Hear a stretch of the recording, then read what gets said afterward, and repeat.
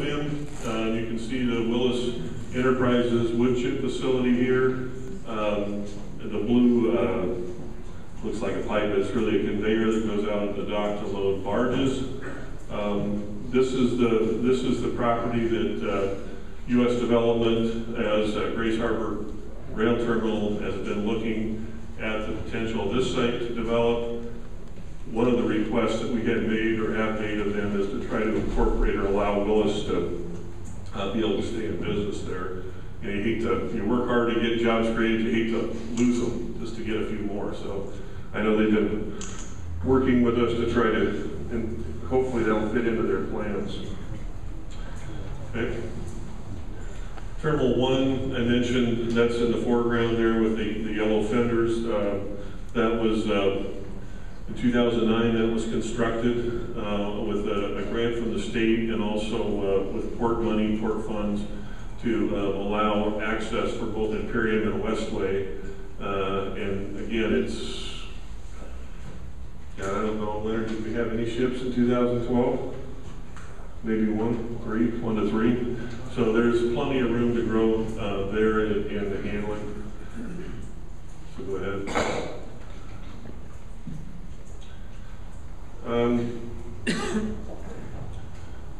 There's also capacity. I mentioned the rail or the ship traffic.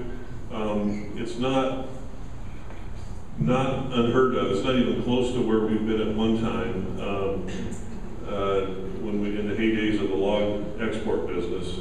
In terms of rail, we've been working with and you can ask questions of the Puget Sound Pacific. You know, currently I would say we probably have less than a unit, on average, a unit train a day.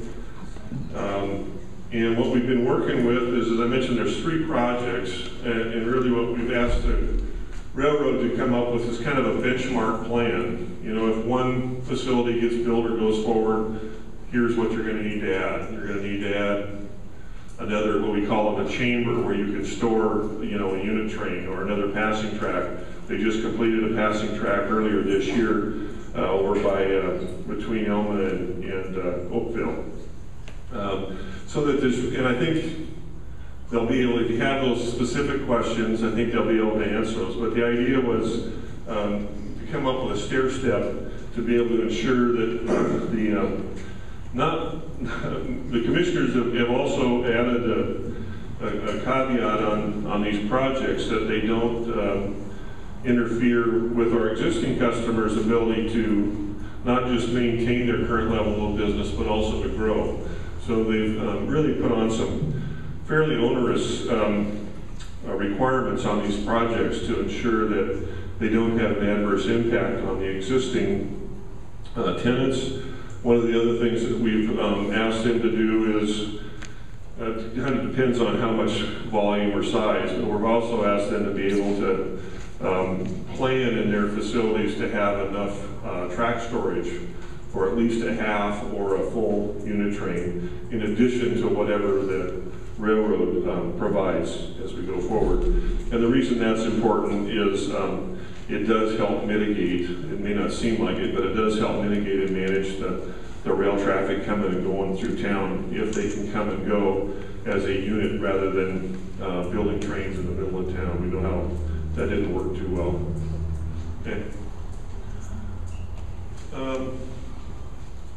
Why Grace Harbor? Continuing on the theme, it's consistent with the city's planning process. The port's been through periodically being every 2 to 3 years.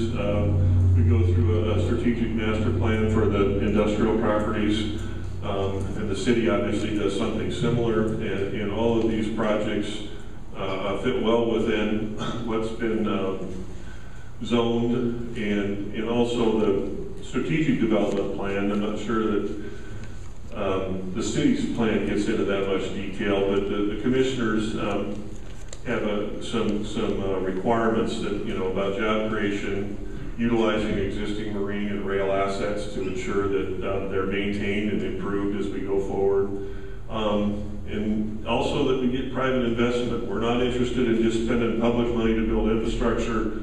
We're doing that to ensure that our tenants or customers follow suit and make investments so we know that they're going to be here in the long term. The other thing is, things always change, and you hate to, you guys, the proponents, you guys just plug your ears, but you always got a plan for plan B, and nobody goes into a project thinking about plan B, but obviously the port being a public entity and a much longer horizon than I think a lot of the private sector does, is we want to make sure that facilities that get built may have other uses. We hope that doesn't work, or it doesn't have to happen, but again, that's part of our diligence, thank you, is to ensure that there's multiple uses or potential multiple uses of facilities if the need should arise.